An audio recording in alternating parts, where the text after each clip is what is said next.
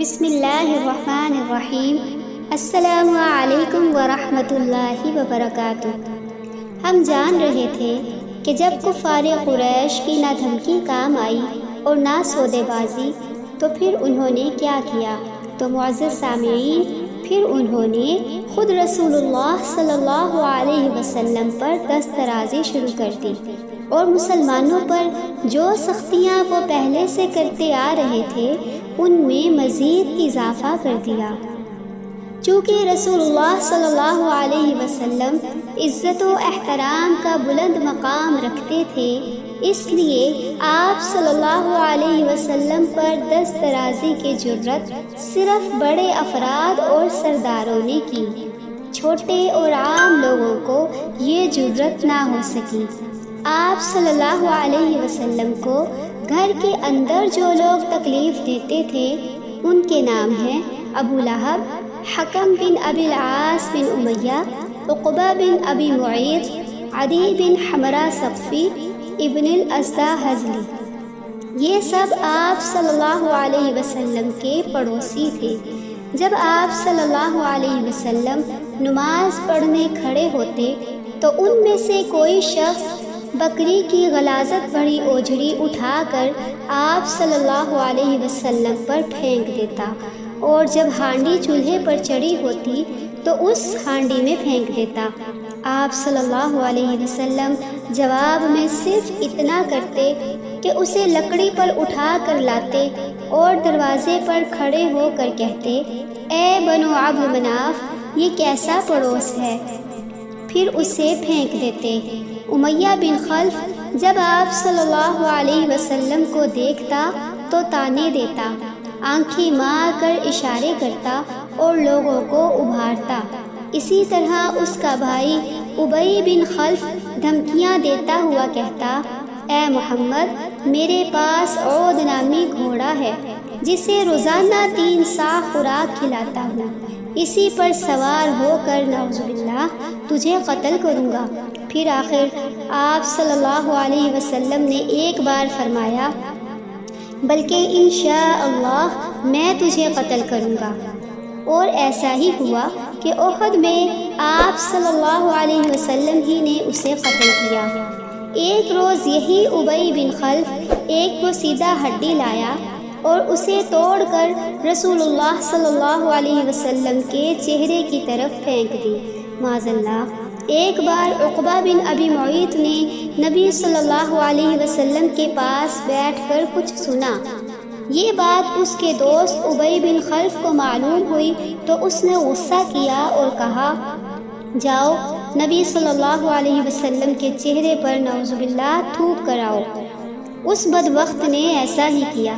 ابو لہب تو پہلے ہی دن سے آپ صلی اللہ علیہ وسلم کا دشمن تھا اور آپ صلی اللہ علیہ وسلم کو تکلیف پہنچانے کے در پہ رہا کرتا تھا۔ اس کے 2 بیٹوں عتبہ اور عتیبہ کے عقد میں نبی صلی اللہ علیہ وسلم کی 2 صاحبزادیاں حضرت رقیہ رضی اللہ تعالی عنہا اور حضرت ام کلثوم رضی اللہ تعالی عنہا تھیں۔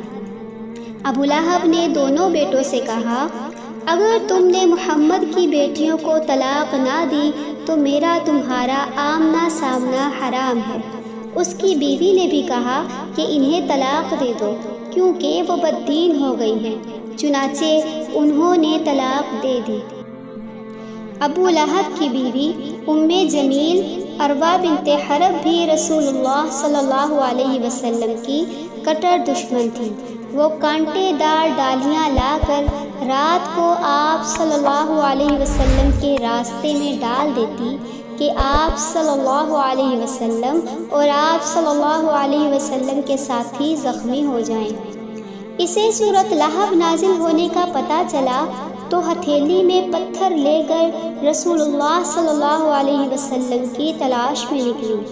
آپ صلی اللہ علیہ وسلم خانہ کعبہ کے پاس ابوبکر صدیق رضی اللہ تعالیٰ عنہ کے ساتھ تشریف فرما تھے۔ اللہ تعالیٰ نے اس کی آنکھوں پر پردہ ڈال دیا، چنانچہ وہ صرف حضرت ابوبکر صدیق رضی اللہ تعالیٰ عنہ کو دیکھ رہی تھی۔ کہنے لگی، تمہارا ساتھی کہاں گیا؟ مجھے معلوم ہوا ہے کہ وہ میری حجب کرتا ہے، واللہ اگر اسے پا لوں تو یہی پتھر اس کے منہ پر دے ماروں، نعوذ باللہ۔ سن لو میں بھی شاعرہ ہوں۔ اس کے بعد یہ کہہ کر چلی گئی، مزممن عصینا وامرہ ابینا ودینہ قلینا، یعنی ہم نے مزمم کی نافرمانی کی، اس کی بات کا انکار کیا اور اس کے دین کو نفرت سے چھوڑ دیا، نعوذ باللہ۔ ابو بکر صدیق رضی اللہ تعالیٰ عنہ نے کہا، یا رسول اللہ صلی اللہ علیہ وسلم، کیا اس نے آپ کو نہیں دیکھا؟